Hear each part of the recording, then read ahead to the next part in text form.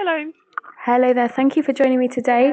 First things first, I just wanted to check the sound and the visuals, everything's working correctly. So is everyone able to see my screen and to hear me clearly? Please answer within the chat functions that everything's working okay.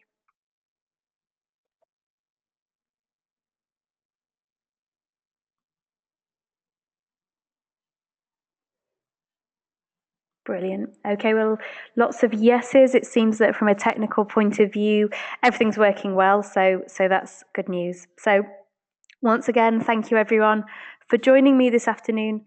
My name is Emma Hindmarch. I'm the UK Sales Manager for 360 Learning, and it's my pleasure to discuss today with you how to create engagement in online courses. I chose the topic of engagement as it's always been a major challenge within the context of e-learning, and ultimately how engaging a course is for learners will determine how successful your course is going to be. So today's webinar will take place in two parts. Firstly, an introduction to engagement in the context of online courses, and that will hopefully help you understand some of the decisions that 360 Learning has made in developing our e-learning solution. And secondly, I'll be presenting the 360 Learning platform from the point of view of an end user so that you can see firsthand how we've overcome these hurdles of learner engagement in online courses. So today's webinar, unlike maybe some of the webinars that you've participated in the past, is taking place live. So there's no need to keep your questions until the end. Simply write them in the chat box, either privately or publicly, and I'll be stopping every so often to answer those questions as we go along. So feel free to ask questions as they come up. So I'll start now by explaining a little bit about e-learning and engagement. So when 360 Learning was founded in 2010, they noticed that engagement in e-learning platforms was very low compared to engagement on other areas of the web. If we look here at the Google results, if we type in e-learning modules, you will see that there are lots of animated sequences, lots of characters in a Flash format. Anyone who used Microsoft Office 95 may remember the talking paperclip, which would pop up and give us helpful or irritating tips. Well, these are similar interfaces to what we find within traditional e-learning. So a very outdated interface. It's obvious to anyone that this is technology which comes from the 1990s rather than from a more recent time. And in addition to the interface, which is not particularly attractive, there's no possibility to have social interactions in this space, and the learning is very top down. It's set by management and controlled by them. So particularly for your younger staff, for millennials, they're going to find this interface very off-putting. These look more like something that they would have seen maybe in their primary school rather than a professional workplace training program. And all of these factors lead to a disengaging user experience and a very low net promoter score. So what do we mean by net promoter score? Well, a net promoter score is a way of measuring engagement within a website, a product, a company, and in this case, a learning portal. So a net promoter score is measured by how likely someone is on a scale of 1 to 10 to recommend the website to one of their colleagues or friends. So promoters are people who actively encourage people to use a website or service. Anyone in the middle would be neutral. And then you also have anyone giving an answer of less than 7 who is a detractor, someone actively encouraging people around them from using a website.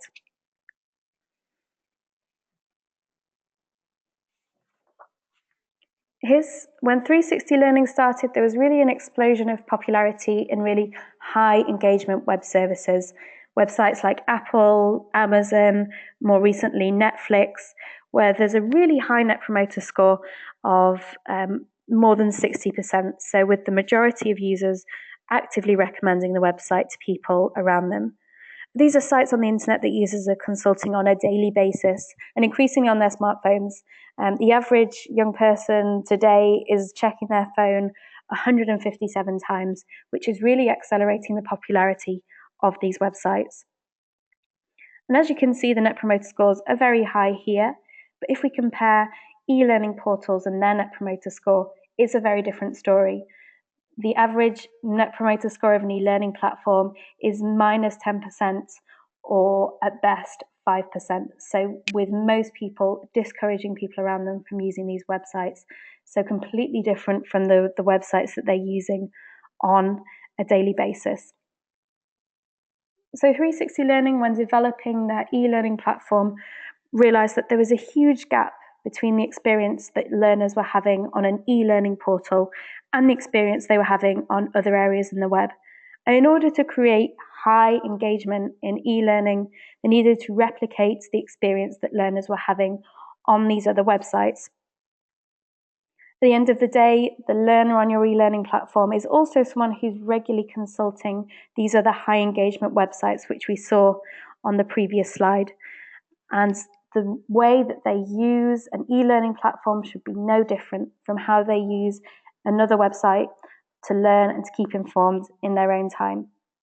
So 360 Learning created a platform which was completely different from everything else which was available on the market.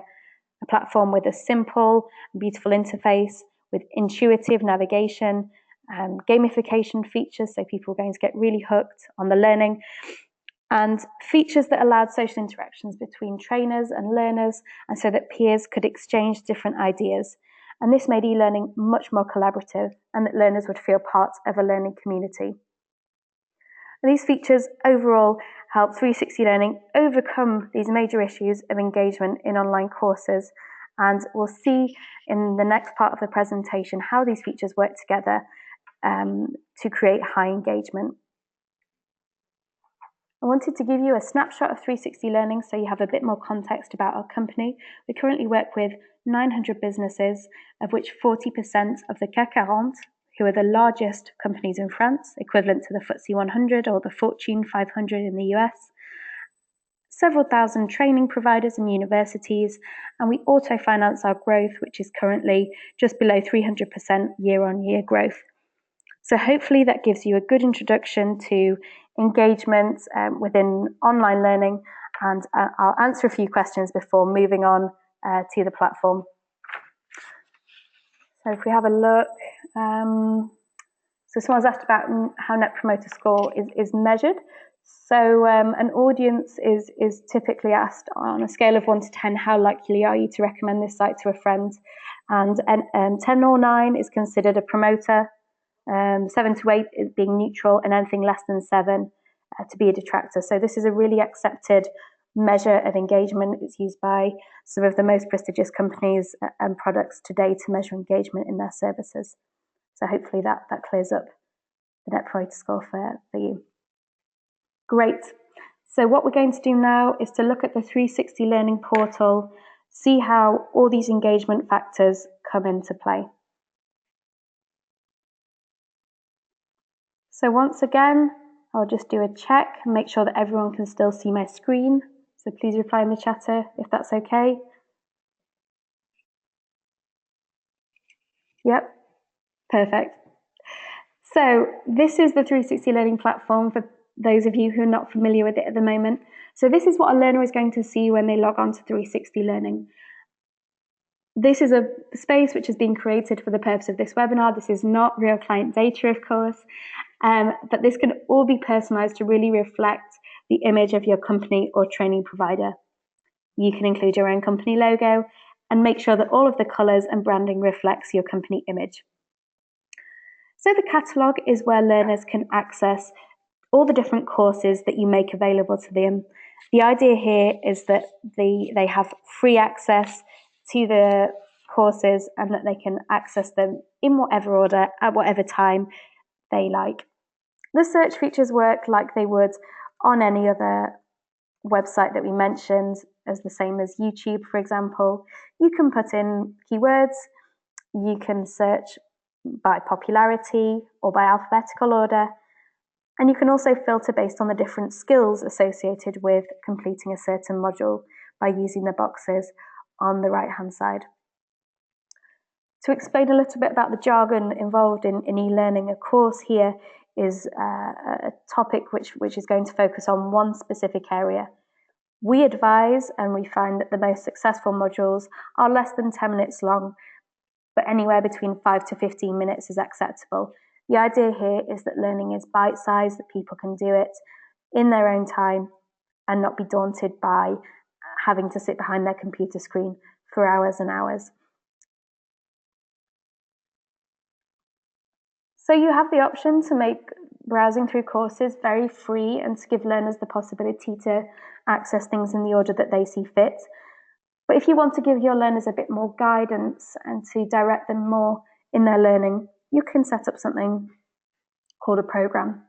So if we take a look at program here, you start off as before with an introduction page with the start date and end date of your program, a short description so people know what to expect from the program, and the skills associated with taking part in it. Now, as a learner, e-learning can often be a cold experience. We're sat behind our computer screens. We don't have the social aspects of a face-to-face learning. So it's good for me to see that I can see all of the other colleagues and people who've taken part in this course before me. And I see their faces. We're not dealing with animated characters or we're talking paper clips. We have real people behind the profiles. And if we hover over them, you can see that these are rich profiles. So I can see what my other colleagues are doing and in what order. If there's someone I particularly admire, for example, I might want to do the same modules that they have, or I might want to compete with them and challenge them on the number of badges that I've achieved within a certain area. And this leads to what we call user-generated content. This isn't a manager dictating what we should be doing in what order. Learners really have the power to act in a way that their peers do. In the same way, we have the trainers at the top here, and we can see who we need to refer to if we have any questions, and this helps give authority to your courses. Within the training program here, we have the different elements involved in the course.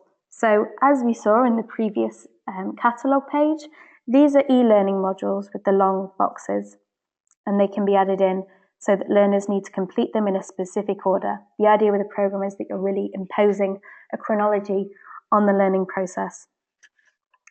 You can also add in face-to-face sessions if you wanted to create what we call a blended learning course, whereby some of the learning takes place through e-learning and some of the learning takes place through face-to-face sessions. So that can just be added in as a block within your training program, and learners simply need to click to add it to their calendar. So a very fluid process and smooth navigation for your learners. What we'll do now, if everything's clear for everyone taking part, is to go into one of these modules that's been created so we can see what that is going to look like for your learners. So I'll go back to the catalogue page, find the module here, and we'll start looking through the module in a bit more detail. So first of all, you have, as with all of the other elements, a short description about the module and the key points.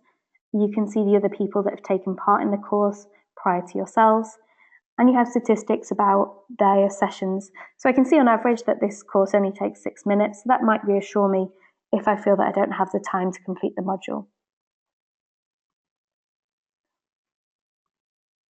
On the left-hand side, you have the contents of the course, all the different elements which are going to make up the course module. So there's several different elements, and the first one within this course is a video tutorial. In this case, it's an example of how to use some software, and it's been filmed using someone's webcam. On the right-hand side, you have what we call a contextual forum, which is really one of the cornerstones to us having engaging online courses. So learners can comment, ask questions, and interact with each other and with the trainers using this contextual forum. Something that we typically see in e-learning is that we have a question forum either at the very beginning of a course, before it's even started, where no one's going to have any questions as the course hasn't started, or we see them at the end, by which time they might have already forgotten about the question that they wanted to ask. So it's really important that people can ask questions about the content which is in front of them.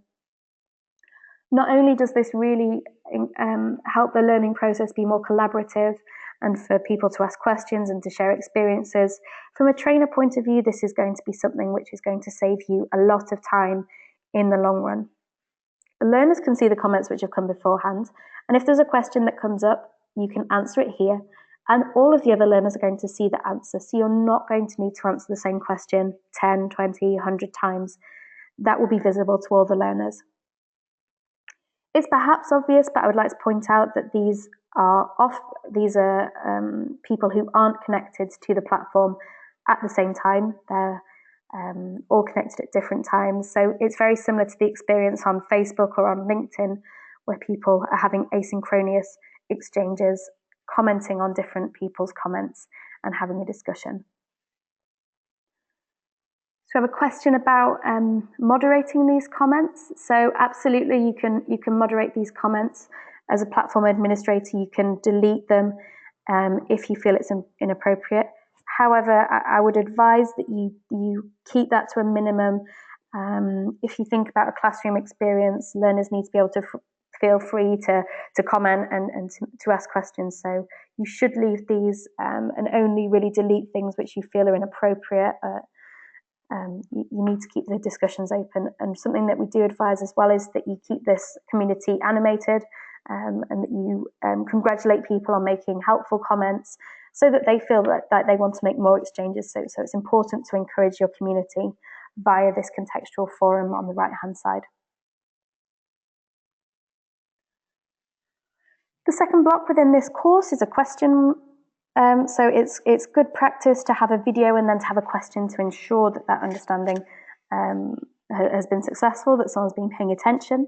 So here it's just a question of clicking on the right area of an image, like so, and the learner has the answer that they gave and the correction here. So it helps them understand what they did right and what they did wrong.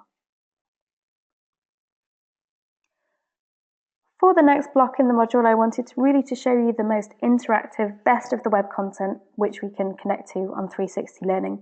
So this is an example of an interactive timeline where it's designed to show different dates, for example, within a company history.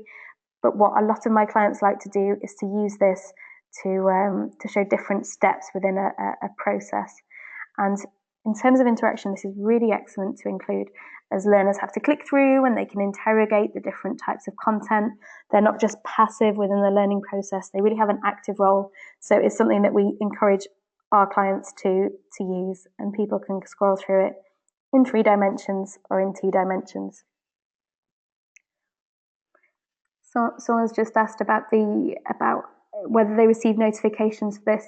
Yes, so you'll be sent an email if someone has made a question, for example, in the forum, and you set when you would like to receive notifications, so you don't need to be connected all the time to the platform. And again, this is all to replicate experiences on social media, so you'll receive notifications on that, absolutely.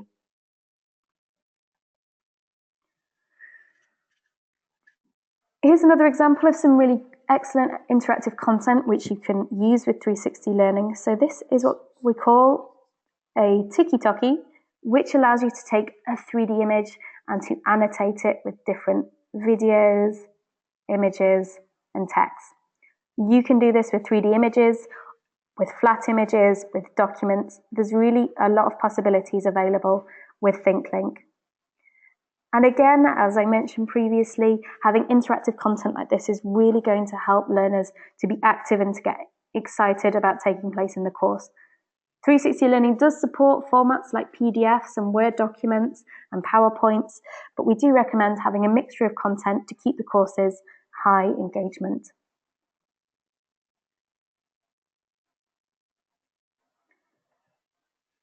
Something which is very nice to include if your course is aimed at having onboarding sessions or what we call induction sessions for new employees is our Padlet, which allows learners to add in a post-it with their name and some short information about themselves. So an interactive wall like this can help people feel like they're not on their own when they're starting at a new company. And this is interactive, so each time someone adds to it, that will fill up. You could also use this for sharing different ideas to have something slightly different from the contextual forum that we saw earlier.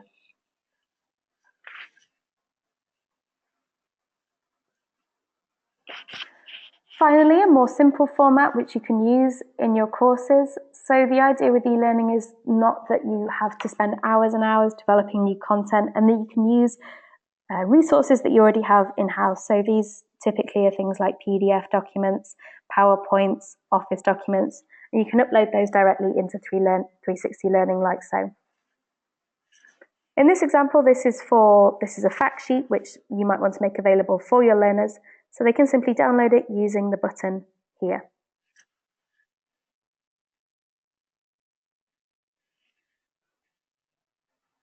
Okay, so someone's asked about the different question formats. Yep, so we have lots of different templates for questions that you can set up. It's something that we'll probably cover in a future webinar about how to create courses, but 360 Learning has templates for a wide range of question formats, really, from very basic questions like true and false, multiple choice, ordered questions to more complex formats like open questions, where people simply submit their text, for a long form answer, which can be used for feedback and things like that.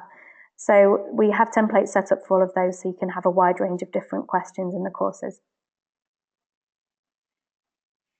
Any other questions? No? Perfect. Okay. So finally, I just wanted to show you the interactive wall, which really helps the learning experience be interactive. So as you can probably tell, this is a wall which is very much inspired by social media, and is similar to what learners might see on LinkedIn. So as a trainer, you can create different groups so that you have private learning environments for different users. Here, for example, this is for people who have just started at the company, so that they can exchange with each other within this environment. Just like the other high engagement websites we talked about earlier, LinkedIn, Facebook, etc., I can see what other learners are asking here, and I can like and comment just as I would on any other website. The aim here is that there's no difference between how I'm using the other sites on a daily basis and how I'm using my e-learning platform. So that's all available here. And these exchanges are private, so if you wanted only people within this group to see exchanges, they would only see what was made available to them. So someone has asked about how we measure social engagement.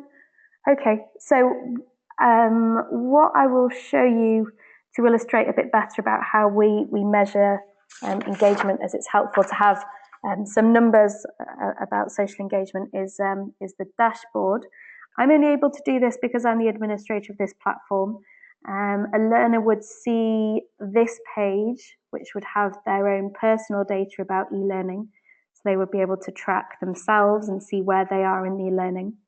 But if you're a platform administrator, it's very good to track the social engagement in your e-learning platform. It's a very good measure of success, because if people are interacting, then it means that they're engaged in the course. So just to give you a bit of an overview of the statistics, we have a general tab which covers how many people are connected, how long they're spending on the platform, basic information such as this. And if we go to the social activity tab, I can see all of my learners and where they are in terms of social activity. I can see who the most social people are, who's commenting the most, who's publishing the most and liking the most, and I can make sure that I'm encouraging these people to continue doing so. And then lower down, I can maybe see who hasn't commented or liked anything yet, and encourage them to participate more. Equally, I can look at my different groups and see which of those is more active and which is not so active. And I can look at the different statistics based on programs as well. If we go to the Programs tab, for example, and look at the program that we saw at the very beginning, I have all the statistics associated with this program. So I see where people are within the course, what the progress they've made is. I can see the different skills, and I can see the statistics of the different groups. Just to show you the level of detail you can get from this platform, you can see it based on the programs. You can have a very general overview, but you can even go down to very micro levels, like so, about how people reply to different questions, how much they comment, how much they like. So really there's a lot of possibilities to answer that question about tracking the social engagements in courses.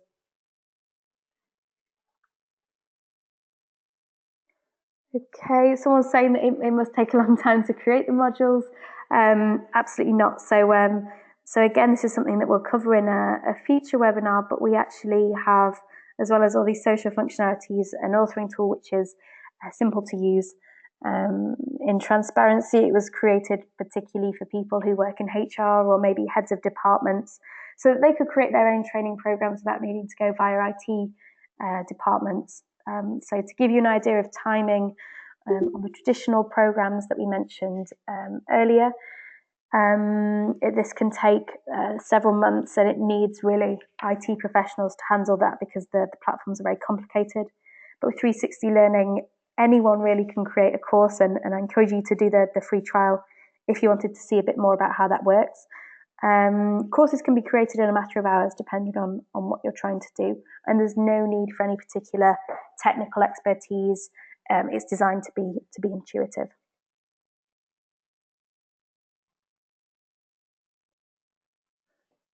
Okay, is it available on mobile? Yes, so it is available on mobile. 360 Learning, if we resize a little bit, you can see that it's responsive design, so that can be read on a tablet or on a smaller screen.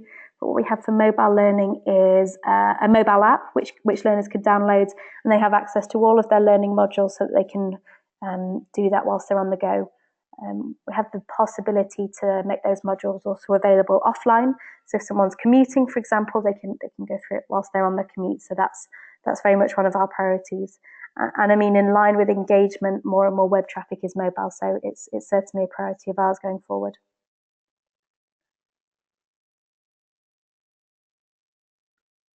Okay, do you help creating modules?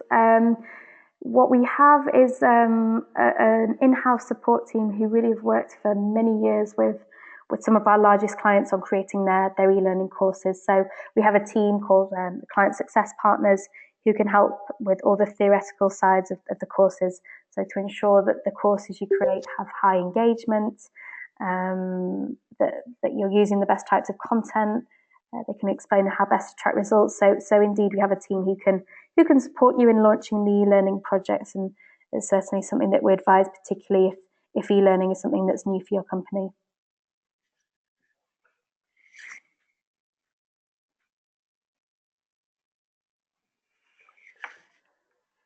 So we're having quite a lot of questions about creating courses. So as we've got a little bit of time, I'll perhaps show you how that's done. So if we go back to the module that we saw earlier, then I'll show you a little bit about how we can build courses, just to demonstrate what I said earlier about it being easy to do. So as I'm the administrator for this program, I have a button here called Edit, so that means that I can change the courses. With traditional platforms, this is a separate tool. A lot of the e-learning platforms out there have a learning management system and an authoring tool which is separate. But with 360 Learning, these are all integrated. So as I'm the administrator, I just click Edit, and straight away I'm editing the modules in real time. So to edit the modules is very simple. There's no technical sides involved. There's no coding. It's simple text editing that you would do on any other platform. You can change the aesthetics, changing the images. You can add in a co-author, for example, if you wanted to create the course with a colleague. And you can check the skills associated with completing this module. And these are, of course, skills that you as an administrator set so that those are relevant to your company. How the course is built is adding with blocks like this at the bottom. So, for example, we can add in a question.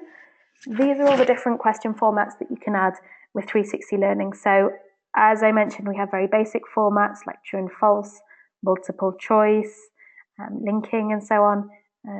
If we click on the sensitive area question, which we saw earlier,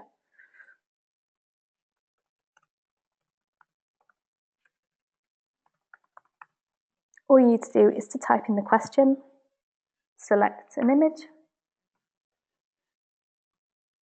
like so, and then you just simply highlight the right areas that you would like people to click on. So this is a good format if, for example, for risk assessment, if you wanted people to click on what was wrong with an image, you can do that like so and create multiple correct areas. At the bottom here, you would add in a question. So the idea here, as with other web formats, is to keep this as short and sweet as possible. Use bullet points if you wish. So you can add that in at the bottom. And then you would just check that that's appearing right, like so, to make sure that that's working for learners. And then you just need to drag that to the right part of your course, like so. So the second type of content you can add in is a document. So we saw some examples of this earlier, and 360 Learning can connect to 2,000 different formats, and this is a list which is growing all the time. We aim to keep as up to date as possible, and as soon as there's a new, easy to use web tool available, we add in a connector so that you can make the most of the technology that's out there.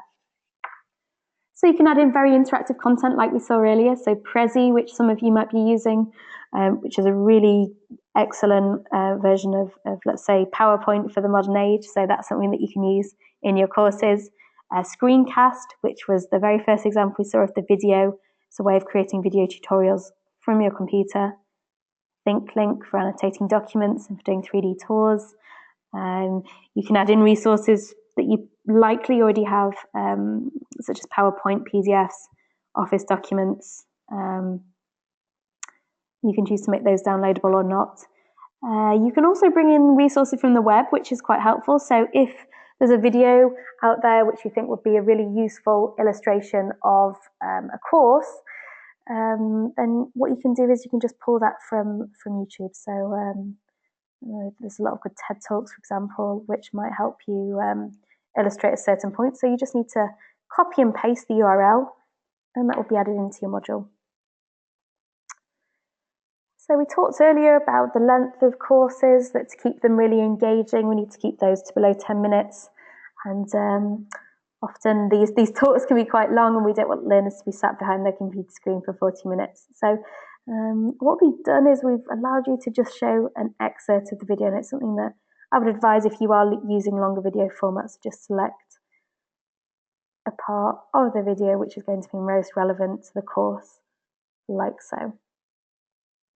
And that means that when learners are playing this module, they will just see the part which is relevant to the course, and that will start and finish here. So that's all done through here. And the final type of content that we can use to create a module is a cheat sheet, which is really a basic text format which you can use. Maybe you would create a course summary for the end of the course with some bullet points of what you want learners to retain from the course. By default, all of your content is private, but you can also choose to make that downloadable so that learners can print it and take it away with them. So hopefully that gives you an overview of how you create modules. As you can see, it's designed to be intuitive and to really use the best of what's available on the web and of what you have internally.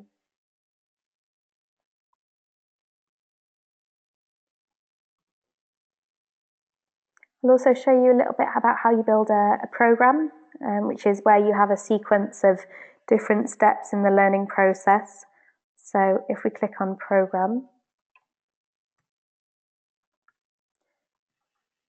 as before, you just give it a name, short description. A teaser video is a really good element to have to keep engagement high, which you can add in here. To manage expectations of learners, we'd absolutely advise having an estimated time commitment so that people know in advance how long they need to commit each week, each month. Adding in skills really helps people understand what the course is going to be about and for them to search for the relevant modules more easily, so you can add those in here. And here are the different items that you can add to a program. So that would be e-learning modules, so what we saw earlier. So as soon as you create those, they can be added into a program. And if you wanted to control the learning process further, you could set a minimum time that learners need to spend on each module. So to ensure that they're paying attention, they're actually reading all the content, you can set a minimum time so that people are paying more attention.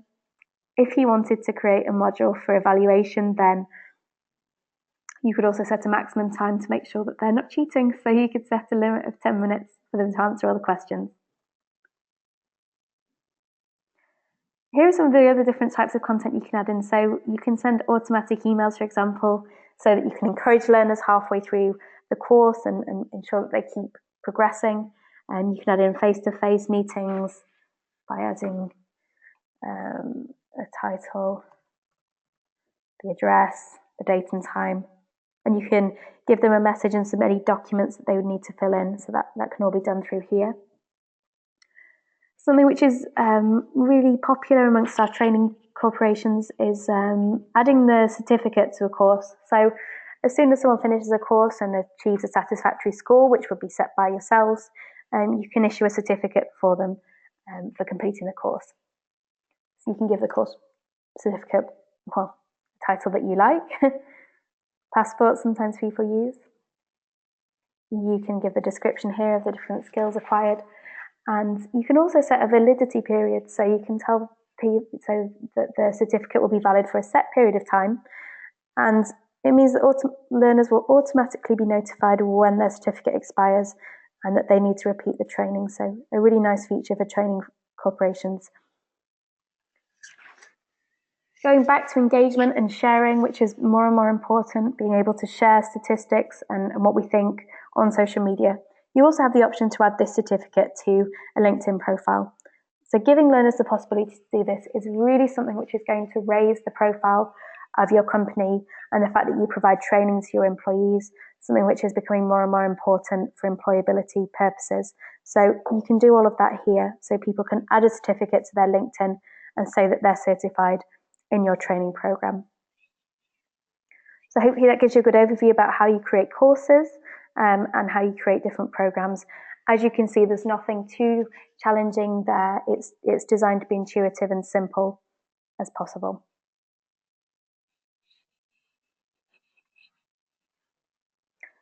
Great, okay. If anyone has any other questions, then please feel free to submit them in the chat box.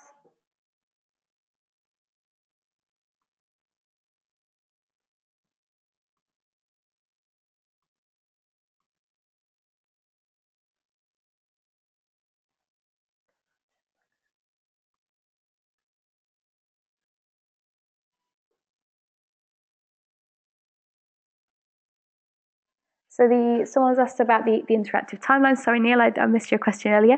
So the interactive timeline is a tool called Tiki, which is a web resource, and we choose tools really that are simple to use. So if you go onto the Tiki website, then you'll be explained the different steps of setting that up. So I can send you details about that at the end of the webinar.